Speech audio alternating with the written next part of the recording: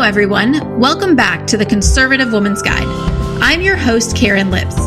If you enjoy ideas that challenge you, stories that inspire you, and conversations that help you navigate today's cultural landscape with confidence, you're in the right place. Today, I am joined by Janine Turner. Janine is a 3-time Golden Globe and Emmy-nominated actress, author, mother, and founder of the nonprofit Constituting America. Janine is here today to speak with me about her work in the entertainment industry and the founding of Constituting America. Welcome, Janine. Hey, great to be with you today. Yes, well, I'm pleased to have you. I know we were just talking before we got started about kind of the bias and the environment on college campuses. It's often a little rough out there, so we're excited to talk about how we can educate young people on important ideas in this country. Yes, I'm excited to do that, actually. Yeah. As a successful actress, talk to me. Why did you decide to take the time to start Constituting America? That's a really good question, and people are always very curious about how that came about. It's about threefold. First of all, my father was from Athens, Texas, my mother from San Antonio, but he was plucked out of Athens, Texas to be a cadet and to play football for West Point. The United States Military Academy at West Point. Wow. And he didn't like it very much, but he said, I'm going to stay. I'm going to stay for my children and for my country. Back then it was square meals. You know, they had to eat just sitting up like square meals. He always talked about that. But he graduated in 1957 and they didn't really have their Air Force Academy yet. So he could choose between flying, or Army or Air Force, so to speak. So he chose the Air Force, and he was Turner Marie Scamp was my father's name, Junior. And he was one of the first to fly twice the speed of sound, Mach 2 in the 1960s.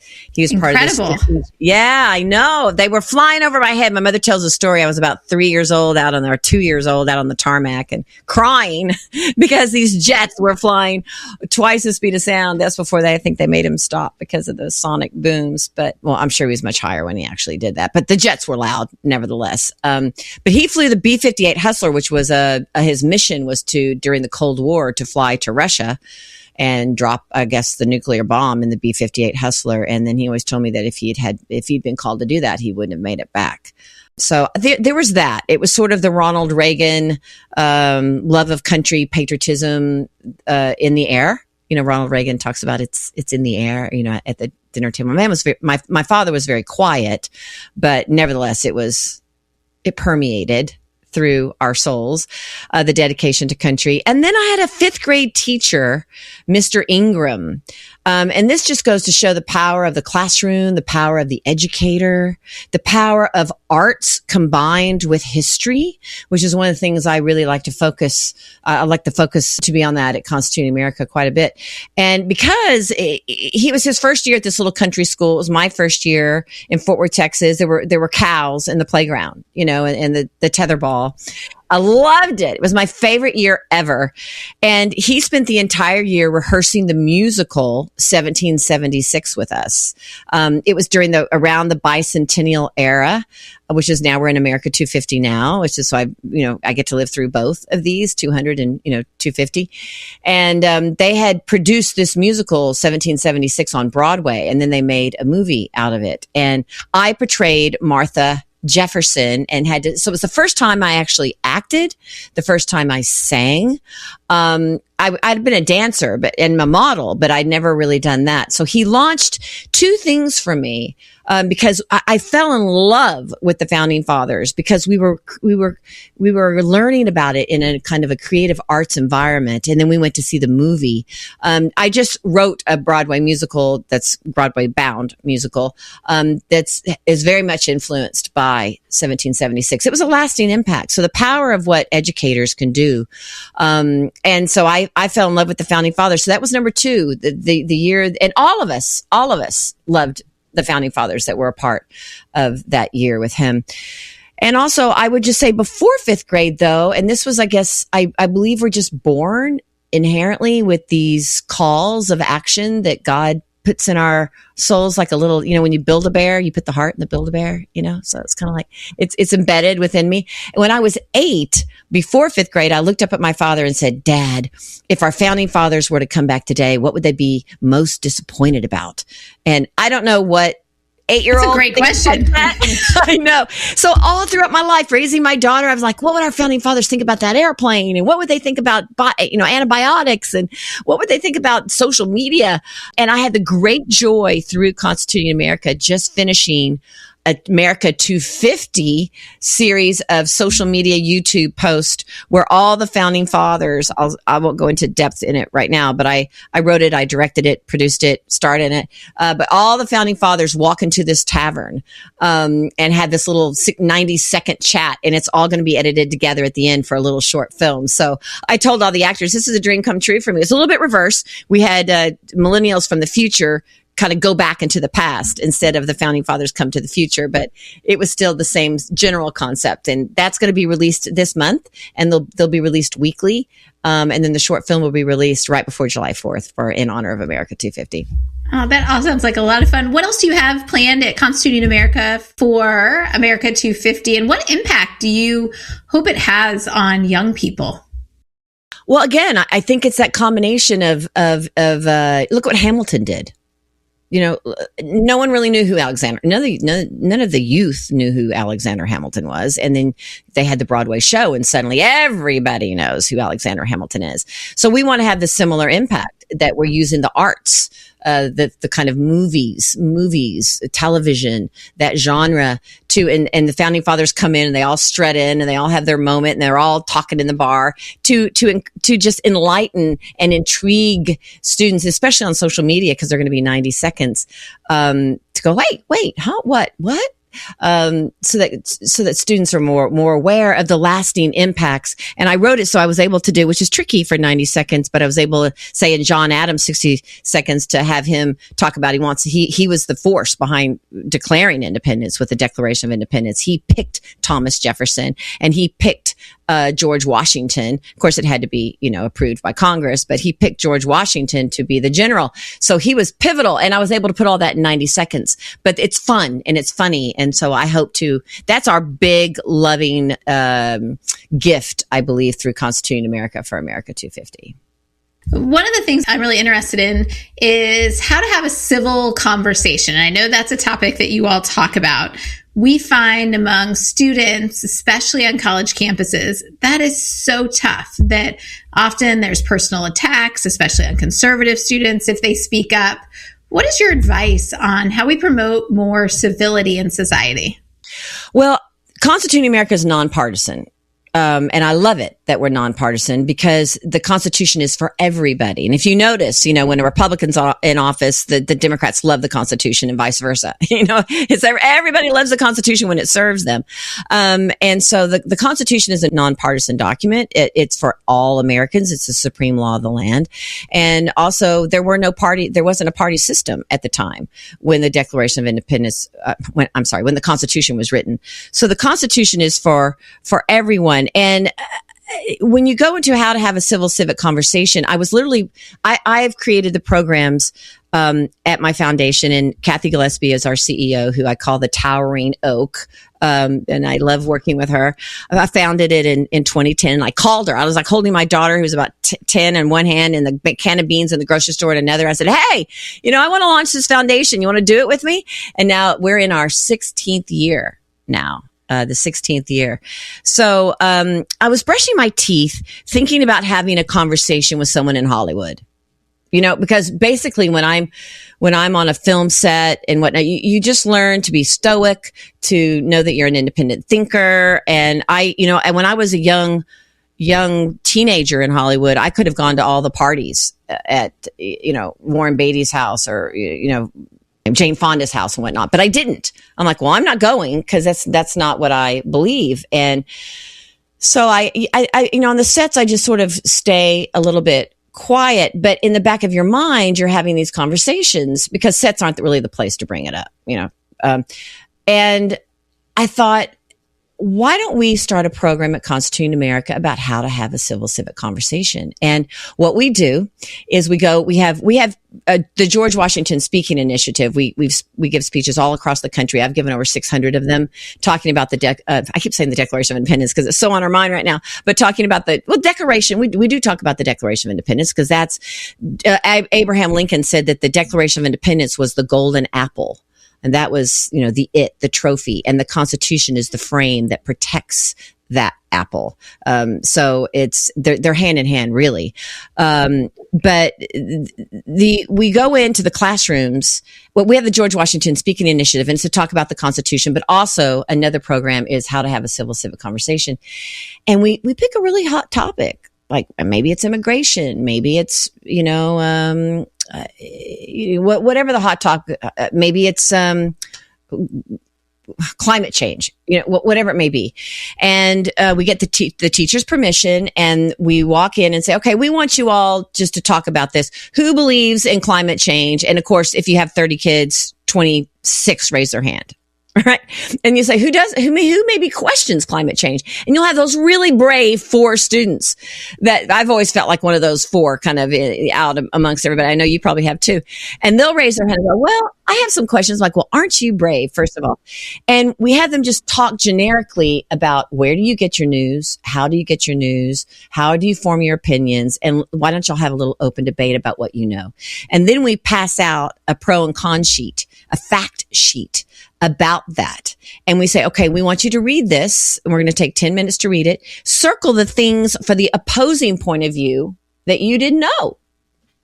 That's interesting to you, that makes you not necessarily change your mind, but think twice about it, or at least have an open opinion. And when we play a video, which we had our winners from middle school, high school, college, talk about how to have a civic conversation. And they say beautiful things like, do you listen to absorb, or are you listening to purely respond? How, and it was all these great pieces of advice, and we haven't watched that video. And then we go back and say, now let's talk about it again. Who was pro, climate change? Well, what did you learn something about the other side? And then they'll say, oh yeah, I didn't know this. I didn't know that. So then by the end, the students are actually having a conversation about opposing points of view. Oh, the one who's had questions. Well, I didn't know this about climate change. And it just creates a civic conversation where the kids can have a reasonable conversation. Because what I tell them is, if you're only fed one point of view, you can't reason. You can only reason if you hear 2 points of view. And when you hear 2 points of view or more, then your brain, you could be an independent thinker, and you can reason and make your own mind and not just be force fed. And I think with social media and the way things work today, so many people are just force fed. So it's a pretty important program, and we're pretty proud of it. For sure. Well, one thing that's been fascinating to me as a mom is that when I'm at local parks and, you're just kind of like chatting with moms at the playground, there's this assumption that everybody is liberal in a way that I found almost like surprising at first. We're at the playground with our kids. Politics doesn't need to come up, but there's just this assumption. And I imagine that's very similar in Hollywood. So you mentioned just sometimes keeping quiet, not speaking up, not rocking the boat. How has now becoming outspoken on being in support of America's founding principles, how has that impacted your career?